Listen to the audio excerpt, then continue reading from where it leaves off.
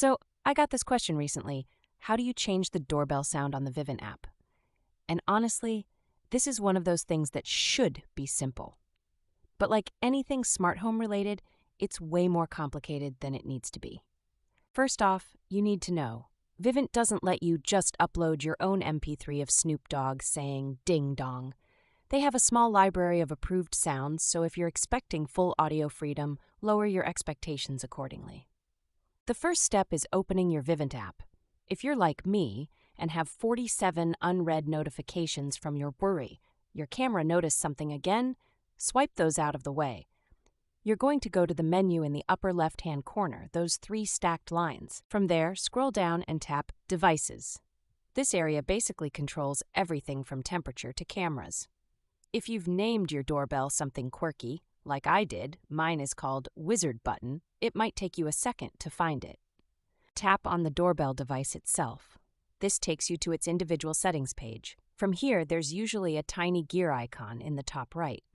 Yes, Vivint hides the good stuff behind tiny icons like it's some sort of scavenger hunt.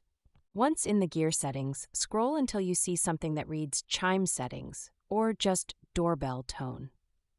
If you don't see it, double-check that your app is updated. I was stuck for weeks until I realized I was on an old version.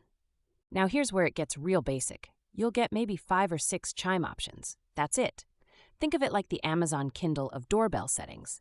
Functional, but aggressively non-fun. Still, something is better than the default. Select a tone, and the app will usually let you preview it.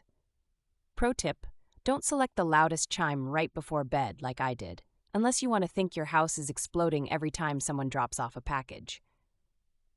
Hit Save, or just back out. Vivint's app commits settings pretty fast, so you'll hear the new chime on your next doorbell press. Test it out with something low risk, like your own thumb.